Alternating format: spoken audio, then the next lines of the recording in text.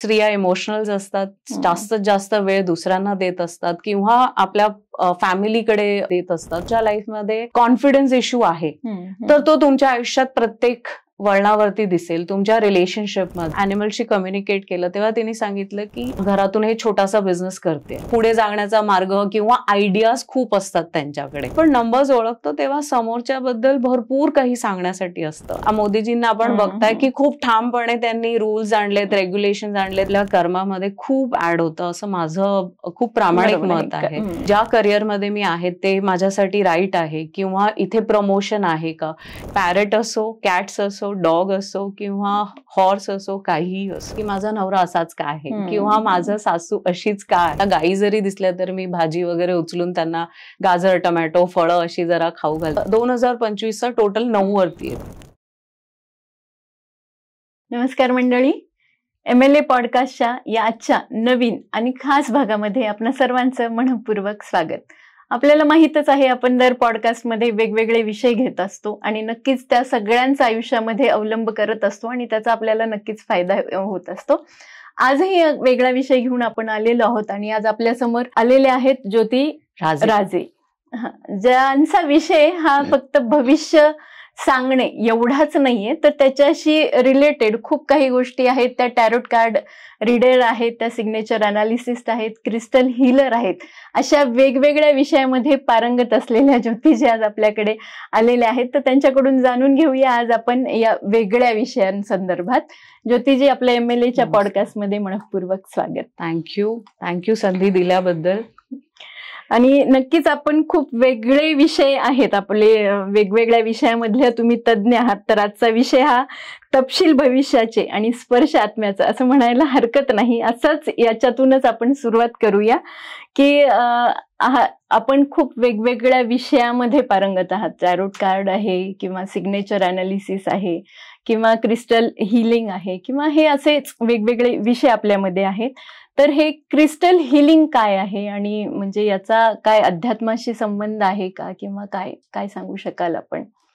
लगेच विषयालाच आपण सुरुवात करूया. नक्की. क्रिस्टल एक ऊर्जा देणारं स्तोत्र आहे. ओके. आणि हे आपल्या मदर अर्थ मधून येतं.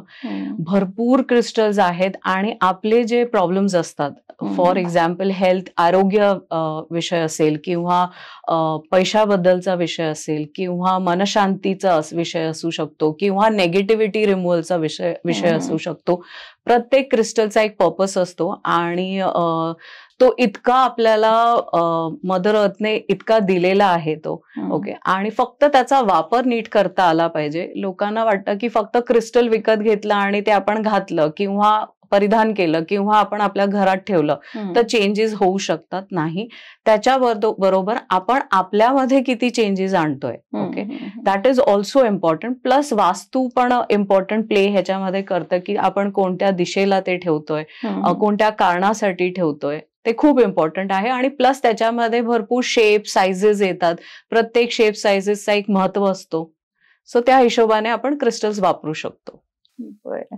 तर हे जेव्हा क्रिस्टल किंवा आता वेगवेगळ्या प्रकारचं हिलिंग असेल किंवा हे अनालिसिस आहेत किंवा काय, या सगळ्यामध्ये कुठेतरी एक आध्यात्मिक टच आहे का किंवा काही आहे का किंवा या सगळ्या विषयाच्या कडे तुम्ही कसे वळलात? माझं बालपण थोडं वेगळं होतं. मला ह्या सगळ्या सब्जेक्ट्स कडे खूप एक कुतूहलता असते ना, ती होती.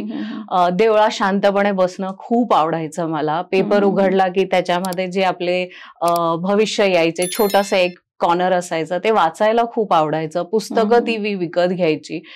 पण कॉर्पोरेटमध्ये असल्यामुळे जे आपलं रेग्युलर जी लाईफ असते आपली आणि जे आपलं बिझी लाईफ असते, तर त्याच्यामध्ये 2016 मध्ये एका मैत्रिणी जी सायकिक होती तिच्याशी भेट झाली आणि तिथे हे थोडंसं वळण मला मिळालं. आणि तेव्हाही एक हा प्रश्न होता की हे आपल्याला जमेल का, आपल्याला कोणाला मार्गदर्शन करता जमेल का, कारण हे खूप इम्पॉर्टंट काम आहे. आणि जेव्हा सुरुवात केली तेव्हा टॅरो कार्ड्सने सुरुवात केली. पहिल्यांदा जेव्हा कार्ड्स हातात घेतले तेव्हा एक वेगळीच ऊर्जा अनुभवली आणि म्हणाले की नाही, हेच आपला मार्ग आहे. आणि जेव्हा काही वाचन केले, काही जवळचे मित्रमंडळी असतात आपण जेव्हा सुरुवात करतो, तर तेव्हा जे रिटर्न रिस्पॉन्स किंवा आपण ज्याला फीडबॅक म्हणतो की नाही तू जे सांगितलंस ते खरं होतं किंवा हा हे मला ऐकायचं होतं, तेव्हा कुठेतरी आतून एक आवाज आला की नाही हाच आपला मार्ग आहे, हेच आपलं पाथ आहे. मग तेव्हा कुठेतरी कॉर्पोरेट लाईफला बाय बाय केलं आणि ह्याला सुरुवात केली. आणि मग रिअलाइज केलं की अजून भरपूर विषय शिकले पाहिजेत आपण, आणि त्याला जेव्हा आपण एकत्र वापरतो तेव्हा एक पॉवर पॅक सेशन ज्याला आपण म्हणतो की खूप ऊर्जा देणारे हे सगळे सब्जेक्ट्स आहेत. टॅरो फक्त पत्त्यांचा संच नाही, तर त्याच्यामध्ये तुम्हाला इमेजेस असतात, कलर्स असतात, नंबर्स असतात, आणि ती एक कथा असते जी आपल्याला प्रत्येकाचे 78 कार्ड्सच असतात, पण प्रत्येकाचे प्रश्न वेगळे असतात. कार्ड्स तर तेच राहणार आहेत, पण त्यातून तुम्ही समोरच्याचं तेच सेम इमेजेस आणि सेम कलर्स तुम्ही कसे समोरच्याला प्रश्नांचं उत्तर किंवा मार्गदर्शन देऊ शकता, हे अनुभव खूप खूप भयंकर होता. आणि जेव्हा नंबर्स, समोरच्याची जन्मतारीख किंवा समोरच्याचं नावाचं जे व्हॅल्यू येतं त्याचा जेव्हा आपण टोटल करतो आणि मग आपल्याला कळतं की ओके ह्यांचे हे चॅलेंजेस आहेत किंवा हा असा स्वभाव आहे. आपल्याला एक प्रश्न असतो ना की माझा नवरा असाच का आहे किंवा माझं सासू अशीच का आहे. एक्झॅक्टली, खूप खूप ह्याचा फायदा होतो. आणि जेव्हा मी हे दोन्ही वापरले एकत्र तेव्हा मला कळलं की हे खूप मार्ग देणारं आणि एक आयुष्याला वळण देणारं, समोरच्याला त्यांचे चॅलेंजेस, त्यांचे आयुष्यातले महत्वपूर्ण पिनेकल पॉइंट्स हे त्यांना समजून घेणं खूप इम्पॉर्टंट आहे. त्यांचे प्रोज अँड कॉन्स समजून घेणं खूप इम्पॉर्टंट. कारण जेव्हा आपण आपल्या स्वतःला ओळखतो ना तेव्हा एक कळतं की हे माझ्यामध्ये ही स्ट्रेंथ आहे किंवा माझ्यामध्ये ही वीकनेस आहे, ओके, किंवा माझ्या नंबर्स मध्ये ही संधी आहे, ती मला घेतली पाहिजे. बरोबर. तर नक्कीच हे सब्जेक्ट खूप महत्वाचे आहेत. पण कसं झालंय की मार्केटमध्ये भरपूर लोक हे करणारे आहेत आणि प्रत्येकाचं त्याला प्रोफेशन म्हणून कमावण्याच्या दृष्टिकोनातून कुठे ना कुठेतरी या प्रोफेशनकडे पॉझिटिव्हली बघितलं जात नाही. पण जेव्हा तुम्ही एका रीडर किंवा एक प्रॅक्टिशनरला भेटता ज्याला परिपूर्ण नॉलेज आहे आणि फक्त गायडन्स देत नाहीये तुम्हाला, तो हात पकडून चालवायलाही शिकवतोय, ते खूप इम्पॉर्टंट आहे माझ्या मते तरी. म्हणजे स्वतःला जाणून घेण्यासाठी आणि नक्कीच त्यामुळे जे येत असलेल्या अडचणी आहेत तर याच्यासाठी नक्कीच हे तंत्रज्ञान उपयोगी येणार आहे. आता जसं म्हणजे तुमच्या जे आहे माहिती पूर्ण, तर तुमचं म्हणजे बऱ्याच वर्षांचा आता अनुभव आहे या क्षेत्रातला आणि भारताबरोबर भारताबाहेर पण तुमचे क्लायंट्स आहेत. तर म्हणजे कशा प्रकारे या तंत्रज्ञानाचा प्रत्येकाला उपयोग होतो आणि तो करून घ्यावा त्यांनी, म्हणजे कुठलं आता बऱ्याच प्रकारचं मार्गदर्शन तुम्ही करता, टॅरोट कार्ड असेल, सिग्नेचर अनालिसिस असेल, न्यूमरोलॉजी असेल, तर ह्या सगळ्या तंत्रज्ञानाचा कशा प्रकारे आयुष्यात उपयोग होऊ शकतो? माझ्या मते हे सगळे मोडॅलिटीज किंवा आपण ज्याला तंत्र म्हणतो ते एक गुगल मॅप आहे, ओके, आणि त्याच्यामध्ये जर का टॅरो आपण बघितलं तर ते एक आरसा दाखवणारं मोडॅलिटी आहे जे तुम्हाला तुमच्या स्वतःच्या व्यक्तिमत्व कसं आहे त्याचं एक आरसा दाखवतो आणि त्याचं स्पष्टीकरण देतो की आता तुम्ही हा निर्णय घेतला पाहिजे. कारण आपण आपलं फ्री विल खूप वापरतो, बरोबर है ना, जरी आपण गायडन्स घेतलं तरी आपण आपलं फ्री विल खूप वापरतो. तर मग टॅरो तुम्हाला सांगते की हे जर का तुम्ही पर्याय हा निवडला तर हे असं होऊ शकतं, ओके, प्लस तुमच्या सिच्युएशनचा आरसा दाखवतो. न्यूमरोलॉजी तुम्हाला त्या मॅपवरती कसं चालायचं ते एक त्याचा वापर आपण करू शकतो. आणि न्यूमरोलॉजी मध्ये ना खूप खूप असं गूढ अभ्यास आहे तो, कारण की त्याच्यामध्ये मला असं वाटतं की समोरच्याचा स्वभाव असाच आहे आणि समोरच्याच्या लाईफमध्ये हे चॅलेंजेस आहे. सो फॉर एक्झाम्पल जर का तुमच्या लाईफमध्ये कॉन्फिडन्स इश्यू आहे तर तो तुमच्या आयुष्यात प्रत्येक वळणावरती दिसेल, तुमच्या रिलेशनशिपमध्ये, तुमच्या कामामध्ये, तुमचा पैसा कसा तुम्ही हँडल करता त्याच्यामध्येही तुम्हाला कॉन्फिडन्समध्ये तुमचा कमी जास्त होऊ शकतो. तर तेव्हा ते जर का चॅलेंज तुम्हाला जेव्हा आरसा आपण दाखवतो की नाही तुमच्यामध्ये कॉन्फिडन्स इश्यू आहे आणि त्याचा सगळीकडे प्रॉब्लेम होतो, जर का तुम्हाला प्रमोशन हवं आहे पण तुम्ही कॉन्फिडन्स मध्ये मागे पडता आणि तुम्ही तिथे स्टेप्स जे राईट स्टेप्स आहेत ते तुम्ही घेत नाही, ओके, आणि मग आपण एक नशिबाला आपण दोष देत बसतो की हे माझ्याबरोबर असं का होतं, ओके. तर तो आरसा मी दाखवते, त्याचं मी क्लॅरिटी देते लोकांना. आणि मोस्टली प्रश्न हे 4 सब्जेक्टच असतात. एक आरोग्य असतं, एक पैसा असतो, एक करिअर असतं आणि एक नातेसंबंधात गोंधळ चाललेला असतो, ते कुठेतरी इमोशनली इम्पॅक्ट करतात. तर हे 4च फॅसेट असतात लाईफ मधले जे प्रश्न घेऊन लोक येतात आणि त्याचं मार्गदर्शन मी करते. मी मोस्टली सगळं नियर फ्युचर दाखवते, प्लस मी त्यांचे स्ट्रेंथ आणि वीकनेसेस खूप स्ट्रॉंगली मांडते त्यांच्या समोर. हा, पण कुठेही जजमेंटल होत नाही, कुठेही त्यांना ते ओव्हर पॉवर किंवा फोर्स करत नाही, ओके. एक जेंटल प्रकार असतो आपण ज्याने त्यांना दाखवू शकतो. तिसरं आहे सिग्नेचर अनालिसिस, तर त्यालाही मी ऍड करते कारण की तुमच्या सिग्नेचर मधून तुमचे स्ट्रेंथ आणि विकनेसेस खूप प्रॉमिनेंटली परत त्याच्यामध्येही कळतात की तुम्ही पैसा किती चांगल्यापैकी हँडल करताय किंवा तुमचे रिलेशनशिप किती घट्ट आहेत किंवा विस्कटलेले आहेत, तेही त्याच्यातून दिसतं. आणि हे तिघांचं जेव्हा आपण वापर करतो तर ते मार्गदर्शन जेव्हा कुठलेही क्लायंट, इंडियातले असू दे बाहेरचे असू दे, सगळ्यांना आयुष्यात ग्रो करायचं असतं, पैसा हवा असतो आणि एक फॅमिली लाईफ चांगलं हवं. येस, तर हे तिन्ही वापर जर का आपण केलं तर खूप चांगलं मार्गदर्शन होऊ शकतं. आणि जसं मी अगोदरही म्हणाले, मी परत रिपीट करते की मी क्लॅरिटी जी आहे तीच समोर मांडते. मी खूप असं काही गोड गोड बोलत नाही, जे आहे ते तुम्हाला एक्सेप्ट करावं लागणार. पण ह्याच्यातून तुम्ही काय संधी यूज करू शकता आणि ती तुम्हाला कशी पॉझिटिव्हिटीकडे घेऊन जाईल ते नक्कीच मी दाखवते. म्हणजे थोडक्यात तुमच्याकडे जर क्लायंट आला तर हे तिन्ही गोष्टी तुम्ही एकत्र करूनच मार्गदर्शन देता. म्हणजे असं वेगळं किंवा काही पर्टिक्युलर प्रॉब्लेमसाठी सिग्नेचर अनालिसिस आहे किंवा काही असं काही नाही. मी तिन्हीचं कॉम्बिनेशन करते आणि मग नंतर एस्ट्रॉलॉजी जर का कोणाला हवं असेल तर त्या हिशोबाने ते करते. पण हे तिन्ही मोस्टली आता टॅरो हे ग्लोबली एक्सेप्टेड आहे आणि त्याचं आजकाल खूप सगळ्यांना शिकण्याचं त्याच्याकडे चाललेलं आहे. सो येस, हे तिघांचं कॉम्बिनेशन भरपूर होतं जाणून घेण्यासाठी की समोरच्याचा बर्थ ऑफ डेट जर का 1 असेल, 19 असेल, 10 असेल, 28 असेल तर हे सगळे 1 नंबरवर येतात. 1 नंबरला जर का तुम्ही प्रेशराईज केलं किंवा खूप जास्त डॉमिनेट करायला बघितलं तर त्यांना ते आवडणार नाही. त्यांना जेवढी मोकळीकता दिली तुम्ही आणि जेवढं आपलंसं कराल तर ते त्याच्यातून तुम्हाला अजून पुढे जाण्याचा मार्ग किंवा आयडियाज खूप असतात त्यांच्याकडे. तर ऑब्व्हियसली हे जेव्हा नंबर्स आपण ओळखतो तर ते गाईड करायला खूप बरं पडतं. 2 नंबर असतात ते सेन्सिटिव्ह असतात, त्यांना इमोशन्स खूप स्ट्रॉंग असतात त्यांच्यामध्ये, तर त्यांना क्रिएटिव्हिटी, आर्टिस्टिक नेचर स्वभाव असतो किंवा त्यांच्यामध्ये हिलिंग कॅपॅसिटी खूप चांगली असते.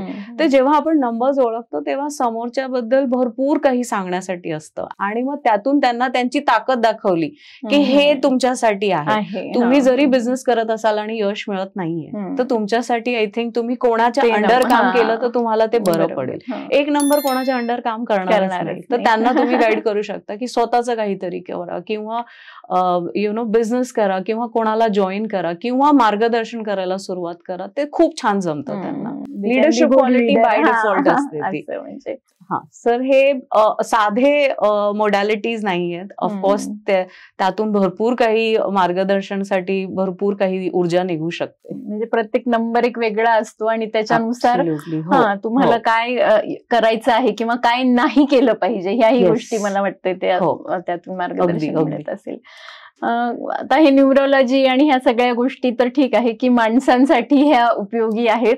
ॲनिमल कम्युनिकेशन हेही ऐकलं मी, तर याबद्दल काय सांगाल? प्राणी खूप बोलतात, ओके, फक्त ते आपल्याला ऐकता आलं पाहिजे, ओके. आणि मी इतके कम्युनिकेशन केलेले आहेत ज्यांनी एवढंही त्यांनी त्यांच्या घरातली परिस्थिती सांगितली आहे, त्यांची भांडणं जी आपसात होतात ती सांगितलेली आहे, किंवा कोणाची सवय चांगली नाहीये की इथे असंच टाकून जातात तेही त्यांनी सांगितलेलं आहे. आणि मग समोरची व्यक्ती अशी अचंबित झाली की हे तुम्हाला कसं कळलं करून. आता एक बँगलोरचे क्लायंट्स होते, तिचं फायब्रॉइडचं ऑपरेशन झालेलं होतं आणि तिनेही माझ्याकडून सेशन घेतलं की माझी फीमेल डॉग आहे आणि तिचे सगळे रिपोर्ट, सोनोग्राफी सगळी नॉर्मल आलेली आहे, पण तरीही तिच्या पोटात दुखत असतं, ती जेवत नाहीये किंवा ती शी प्रॉपर करत नाहीये.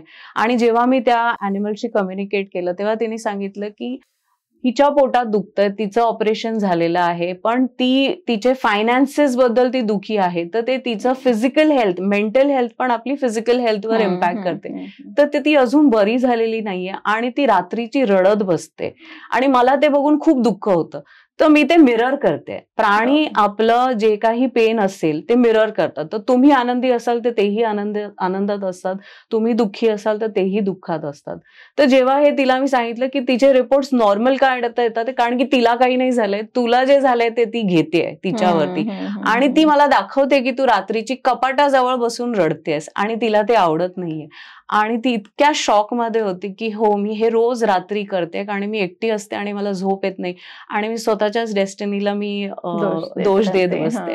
सो प्राणी भरपूर बोलतात, त्यांना इमोशन्स असतात, त्यांना सेन्सिटिव्हिटी असते, त्यांना भरपूर कळतं. आपण जेव्हा कुठे 4 दिवसासाठी निघतो तेव्हा आपण असं वाटतं की घरातल्यांना सांगितलं, आईला सांगितलं, बायकोला सांगितलं म्हणजे झालं, पण त्यांना तुम्ही सांगत नाही. ओके, त्यांनाही सांगून जा की ओके मी जातोय, 4 दिवस जातोय, इथे चाललोय, मी येतोय. तुम्ही जरी बाहेर असला तरी त्यांना तुमची येण्याची वेळ माहित असते. त्यांना घड्याळ माहित नाही, पण त्यांना त्यांची जेवणाची वेळ बरोबर माहित असते. ते तुम्हाला बरोबर दाखवतात की माझी जेवणाची वेळ झाली किंवा तुमच्या पुढ्यात येऊन बसतात. तर प्राण्यांना भरपूर कळतं, भरपूर एक अंदाज असतो त्यांना. फक्त एवढंच आहे की ते मुखाने बोलत नाही, पण मनाने भरपूर बोलतात. तर हे कम्युनिकेशन म्हणजे तुम्ही टेलिपॅथिकली त्यांच्याशी बोलता, समोर त्यांच्या बसण्याची गरज नाही, जसं आपण बसलोय. फक्त मला त्यांचा पिक्चर लागतो, त्यांचं मेल फिमेल आहे आणि नाव, त्यांचं वय काय आहे ते लागतं आणि जे तुमची प्रश्न आहेत ते तुम्ही पाठवू शकता. नसतील जरी आणि तुम्हाला एक जेनरिक गायडन्स जरी हवा असेल तेही तुम्ही टेलिपॅथिकली कम्युनिकेट करून देऊ शकता. मग ते पॅरेट असो, कॅट्स असो, डॉग असो किंवा हॉर्स असो, काहीही असो. अरे वा, खूप छान. म्हणजे वेगळं आहे हे की ॲनिमलशीही आपण कम्युनिकेट करू शकतो. मगाशी तुम्ही सांगितलं की कोणाचे सायकोलॉजिकल प्रॉब्लेम होते किंवा तुमचे फ्रेंड्स आहे किंवा काय, ह्या किंवा एक अध्यात्माची ओढ म्हणा किंवा त्यातून माहिती घेण्याचं एक वेध असतो माणसाला, त्यामधून तुम्ही हे बाकी सगळं शिकलात, टॅरोट असेल किंवा न्यूमरोलॉजी असेल, पण हे ॲनिमल कम्युनिकेशन कडे कसे वळलात?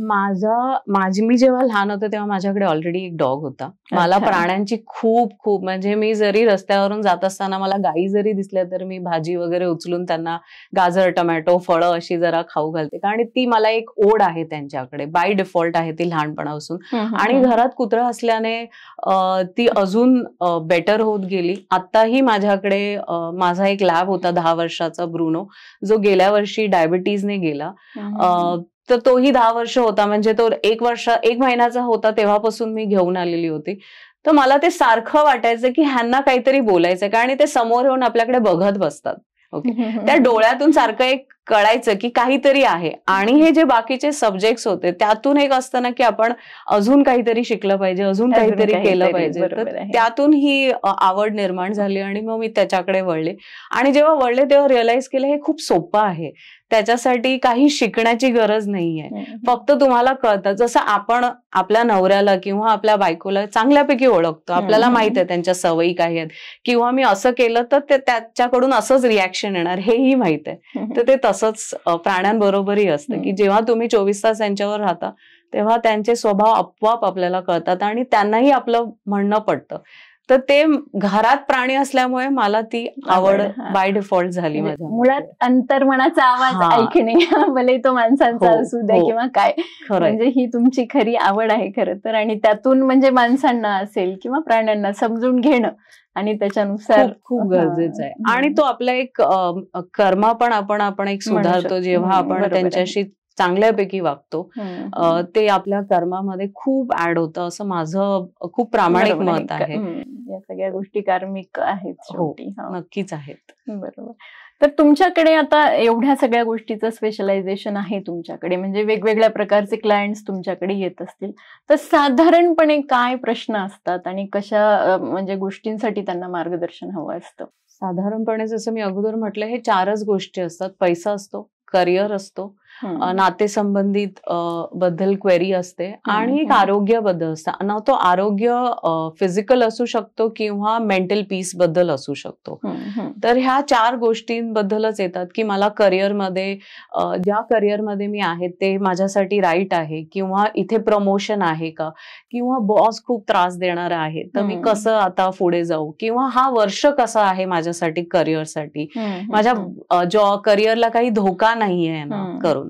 ओके, नातेसंबंधांमध्ये माझं रिलेशनशिप लग्नाला आज माझ्या 10 वर्ष झाली पण आता वेगळं वाटायला सुरुवात झालीये किंवा नाती वेगळी होत चालली आहेत, तर त्याच्यामध्ये तुम्ही मला कसं गाईड करू शकतात. तर जेव्हा आपण नंबर्स बघतो किंवा चार्ट बघतो तेव्हा तुम्ही एका टाइमला किंवा एका तारखेला जन्म घेतलेला आहे, तर ते जे पोझिशन्स आहेत प्लॅनेटचे ते तसेच आहेत, त्याला तुम्ही चेंज करू शकत नाही किंवा डेट ऑफ बर्थला तुम्ही चेंज करू शकत नाही.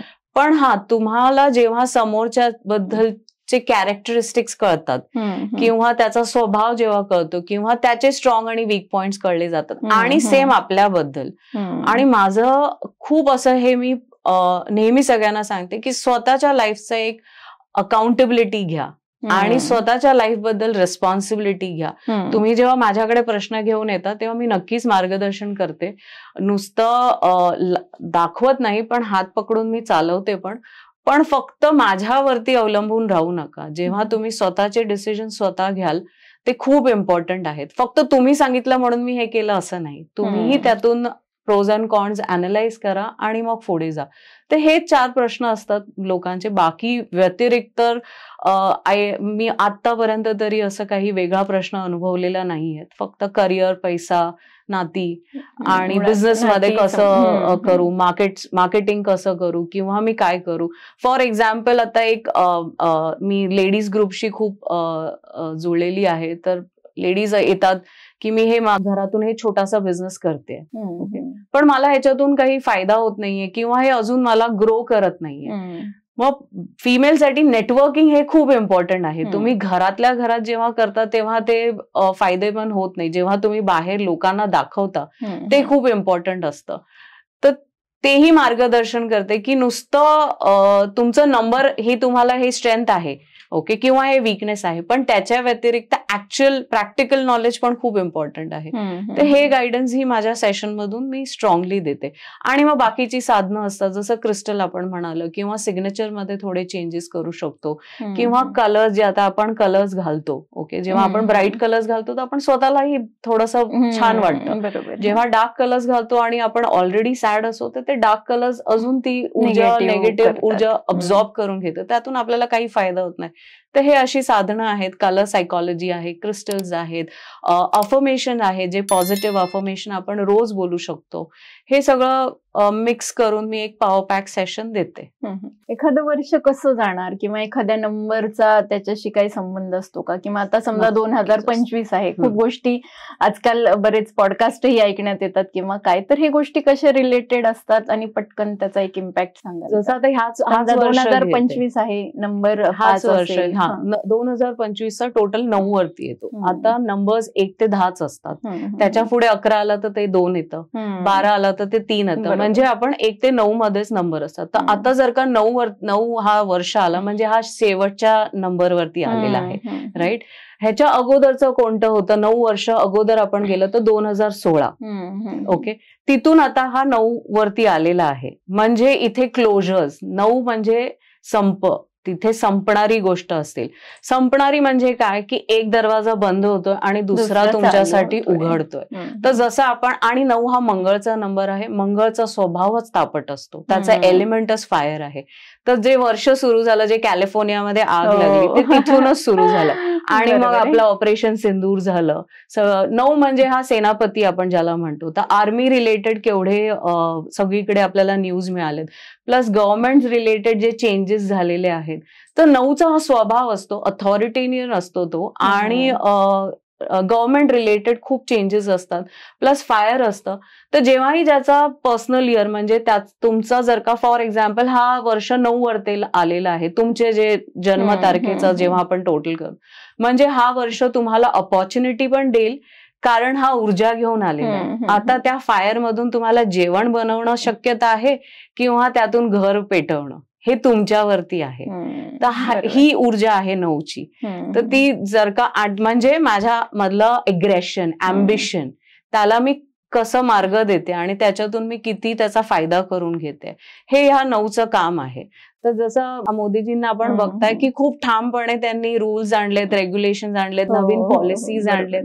ते 9चं सेनापतीचं काम आहे, तो ते ह्या वर्षी करतोय. म्हणजे ते फक्त वैयक्तिक आयुष्याशी रिलेटेड नाहीये, तर हे युनिव्हर्सचे सगळे प्रॉब्लेम म्हणजे आर्थिक असेल किंवा ह्या सगळ्याच गोष्टीला रिलेटेड. पण जेव्हा ते तुमचं जेव्हा वैयक्तिक 9 येतं, तेव्हा त्या ऊर्जेचा कसा फायदा घेतो, जसं मी म्हणालं की fire can cook food, it can burn the house. बरोबर. बर, आता आपला हा पॉडकास्ट आहे, आपला MLA ग्रुप आहे, हा फक्त स्त्रियांसाठी आहे. तर तुम्ही स्त्रियांसाठी आता तुम्ही वेगवेगळे प्रॉब्लेम्स तर ऐकताच, वेगवेगळ्या पद्धतीमधून मार्गदर्शनही करतात. तर स्त्रियांसाठी ह्या ऊर्जांचा कसा वेगळा उपयोग करून घेता येतो का, किंवा काय तुम्ही सजेस्ट कराल? त्या स्त्रियांसाठी माझ्याकडे 2 खूप इम्पॉर्टंट गायडन्स आहे, की एक फक्त सगळ्यात मोठा म्हणजे मी टाइम. मी टाइम देणं खूप इम्पॉर्टंट आहे त्यांना, कारण स्त्रिया इमोशनल असतात, जास्तीत जास्त वेळ दुसऱ्यांना देत असतात किंवा आपल्या फॅमिलीकडे देत असतात. तर स्वतःकडे मी टाइम देणं खूप इम्पॉर्टंट आहे. मेडिटेशन करणं, थोडा योगा करणं किंवा जर्नलिंग करणं, जे आज दिवसाचं काय वाईट वाटतंय किंवा काय चांगलं वाटतंय ते लिहून काढणं. नाही लिहायला जमत आहे तर पाण्यामध्ये फक्त बोटं घालून बसा आणि त्याला जी आपली तक्रार आहे ती सांगा आणि मग जाऊन ते फ्लश करा, कारण पाणी ही इमोशनल एलिमेंट आहे. आणि दुसरं म्हणजे नाही म्हणायला शिका. जेव्हा तुम्ही नाही म्हणता तेव्हा तुम्ही एक स्वतःला हो किंवा पुढे जाण्याचा एक मार्ग तुम्ही डिसाईड करता आणि बाहेर निघा. जेवढं सोशलाइज कराल, नेटवर्क कराल, ते खूप इम्पॉर्टंट आहे, कारण घरी बसून no man is an island हे मी खूप स्ट्रॉंगली बिलीव्ह करते, की बाहेर निघा. जितकं तुम्ही लोकांशी भेटाल, नवीन काहीतरी शिकायला मिळतं, नवीन काहीतरी अनुभवायला मिळतं, आणि हे खूप इम्पॉर्टंट आहे. सो मी टाइम आणि नाही म्हणायला शिका, हे खूप इम्पॉर्टंट आहे स्त्रियांसाठी. खूप छान. आणि आता करिअर म्हणून ह्या सगळ्या गोष्टीकडे कसं बघता येईल, काय सांगाल? करिअर ज्या कोणालाही करायचंय तर प्रामाणिकपणा ही खूप इम्पॉर्टंट आहे. एम्पॅथी, ज्याला आपण संवेदनशीलता म्हणतो, ही खूप इम्पॉर्टंट आहे. आणि समोरच्याला जज करू नका, त्याच्या परिस्थितीत किंवा त्याच्या शूज मध्ये आपला पाय नाही आहे. तर हे 3 जर का तुम्ही गाठ बांधून चालला तर हा प्रोफेशन खूप सुंदर आहे. फक्त शिकत राहा, प्रॅक्टिस करत राहा, नवीन नवीन तंत्र जे मोडॅलिटीज आपण म्हणतो ते शिकत राहा, इम्पॉर्टंट आहे. कारण सगळे एकत्र जोडलेले आहे. टॅरो म्हणा, वास्तू म्हणा, एस्ट्रॉलॉजी म्हणा, नंबर्स म्हणा, सगळं एकत्र वापरून जितकं तुम्ही गाईड करू शकता ते खूप उपयोगी ठरेल. वा, खूप छान. ज्योतिजी, पुन्हा एकदा आपण इथे आलात आणि एवढी छान वेगवेगळ्या तुमचं जे क्षेत्र आहे त्याबद्दल माहिती दिली. याचा नक्कीच सगळ्यांना उपयोग होणार आहे. त्याबद्दल पुन्हा एकदा आपले मी मनपूर्वक आभार मानते. थँक्यू. आणि पुन्हा डिटेल माहितीसाठी नक्कीच आपण लवकर भेटूया. नक्की. थँक्यू.